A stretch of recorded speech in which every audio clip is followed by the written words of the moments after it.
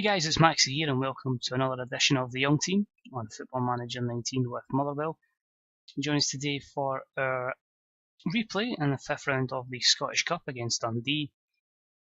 A fixture I was kind of hoping to kill off in the first leg, the first match even, but unfortunately due to injuries, just weren't good enough on the day, and quite frankly we're lucky to even squeeze a replay out, so we're hoping for a good performance here. Sad to say, the transfer window was pretty drab. We did try for an audacious move to bring Louis Moult back to the club, and if we had another 40 grand more in the transfer kitty, then that would have been done on a 6-month deal. Maybe something we'll look at in the summer window if he is still available, because that would just make this save amazing. But no wins, unfortunately. We are looking to bring in Cole Lonsdale in a pre-contract. We've offered something to him. Not amazing, but I certainly think with stats at that kind of level, if you can get them all buffed up by 2 or 3, you've got certainly a pretty good fullback for the Scottish leagues and someone you can sell onto the League One of the Championship. So pretty happy if that comes off. Do have competition from Dundee and St Mirren. In terms of outs, we obviously mentioned Elliot Freer. Chris Donaldson's went to Stenhousemuir on loan.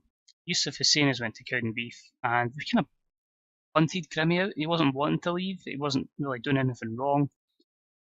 Just felt like we needed to get a bit more off the wage bill, and he was the most kind of disposable player. So he's gone.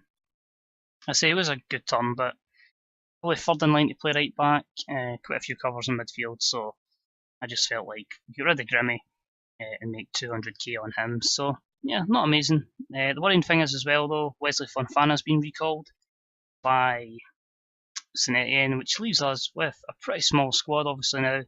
Is boosted a little bit because we have the likes of Adam Livingston and Shea Gordon back from our loan spells, and a few youngsters obviously in the reserves as well that you can call on.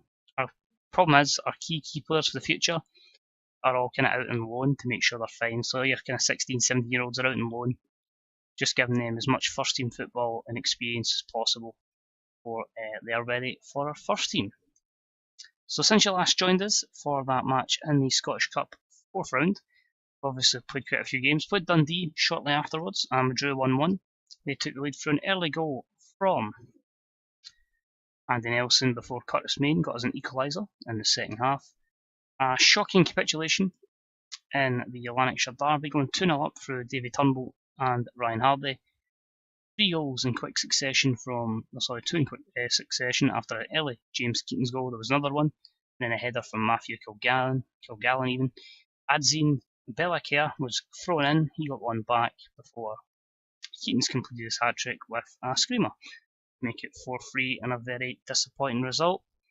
We did turn that round though, 2-0 win against Hearts, an early red card for Danny Morrow, gave us the man advantage. David Turnbull scoring twice to get us the 3 points there.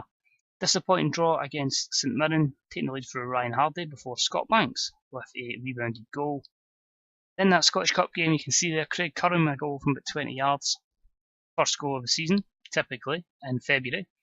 Scores against us. Pushed and pushed, as many strikers on as we could, and Chris Cadden pulled one back with 5 minutes to go, giving us a replay today. For our last game was against Rangers. We took the lead for Davy Turnbull. We played really well before he took a knock and Curtis Main took one. A Ryan Gold screamer for about 25 yards out, made it 1-1 before a late Ryan Jack goal gave Rangers the win. Interestingly enough, Rangers have lost Steven Gerrard. He's went to Wolves.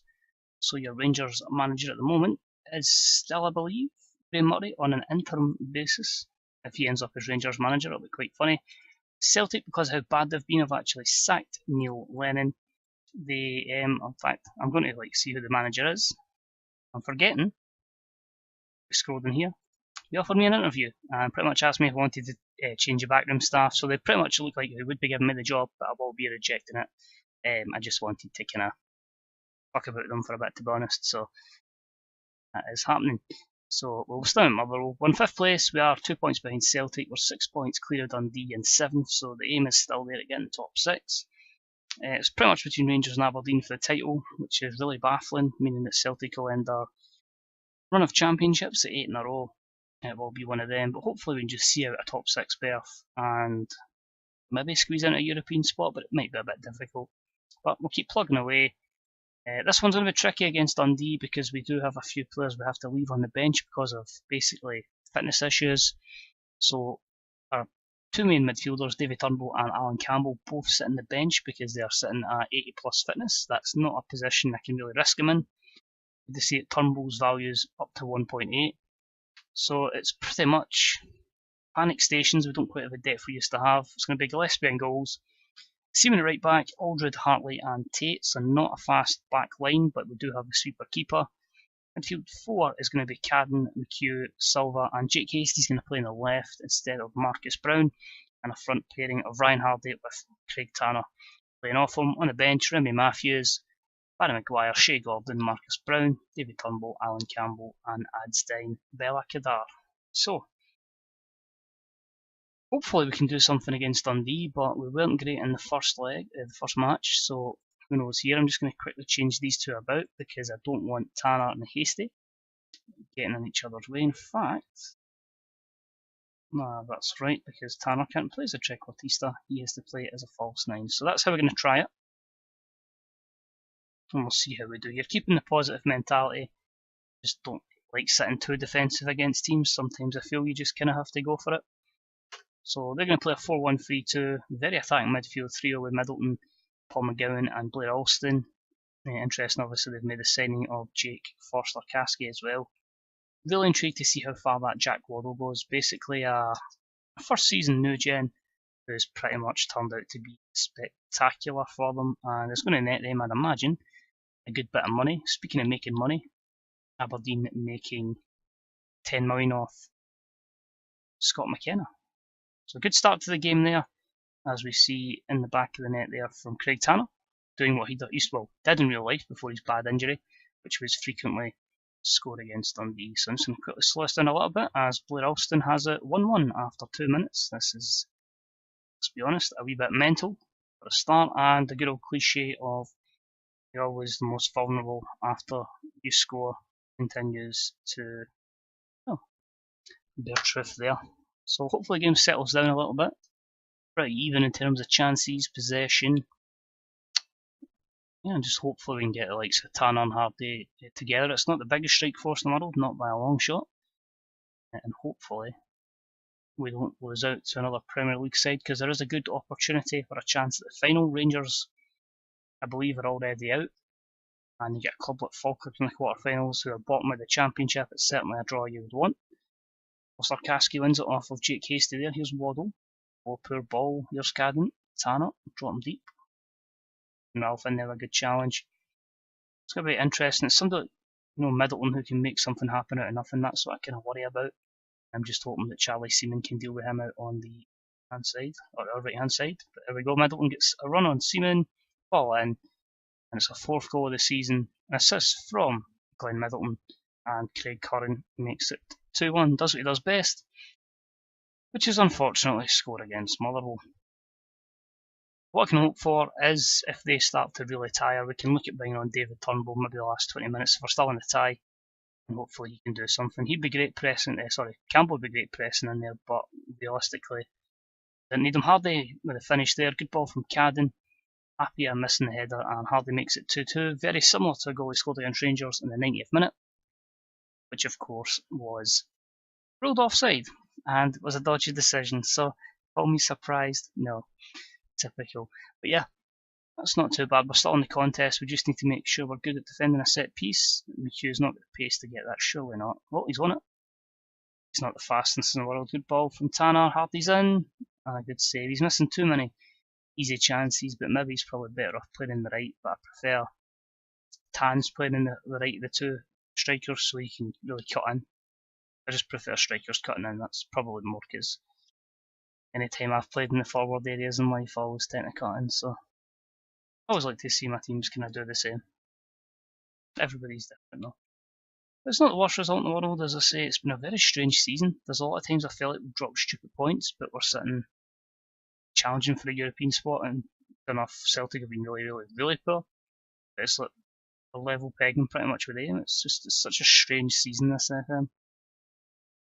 Kerr plays it in. Waddle, odds of that. Hits the crossbar. Might have even hit Gillespie.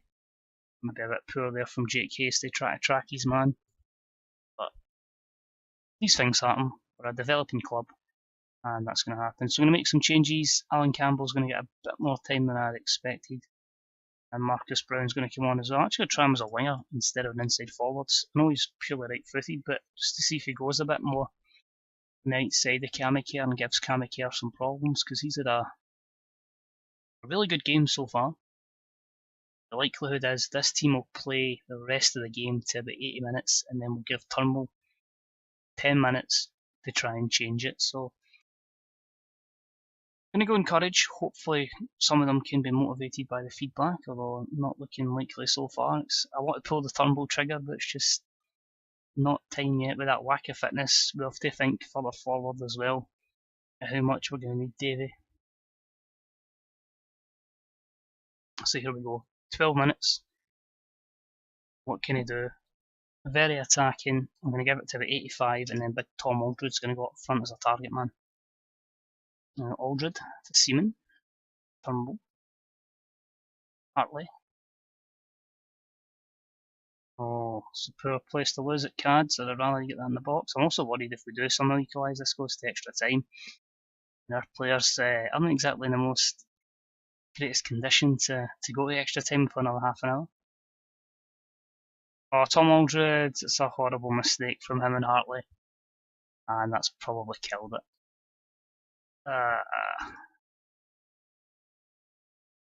Not exactly ideal, but we'll keep pushing. It looks like it's going to be a disappointing day at the office. The good thing is, for the league campaign, there'll be a few breaks for the rest of the cup competitions, so yeah, we'll at least have our players fresh for the latter stages of the season. But yeah, disappointing. When you've got some people at the back playing 6-point whatevers, and then your opposition is nearly 7 points over the board, apart from 2 players, then you know you've probably been beaten by the better side. So one of those days, hopefully take your chances, but we need to cut out the mistakes. But it's a case of, again, just finding the right players, and we need to stick with the tried and tested until we're in a good financial position to really improve on Federa. Find the gem from somewhere. So 10 grand, we're going to get a bit more out of it, but it means financially, 100k in the bank. They'll face, I believe, Celtic in the next round, so disappointing not to gain the finances for that, but again, unlikely I would have been winning that personally. But if we're in a good position for next season, then hopefully we'll be in a situation where we can look to push on and sign well in the summer. So we've got, I believe, 12 games to go. Hopefully we can push on, see what happens. Fixtures coming up: Aberdeen away, Kelly away, St Johnstone, Hibs and Inverness all at home. So it's going to be an interesting run-in. And yeah, hopefully you guys will join us for that exciting run-in. Of course, Dundee at home, then the split. So yeah, until next time, thanks for watching. It's much appreciated. If you guys are enjoying the series, let us know how you're finding it. Any thumbs up are deeply appreciated as well. As always, take it easy. I'll catch you next time. Bye bye.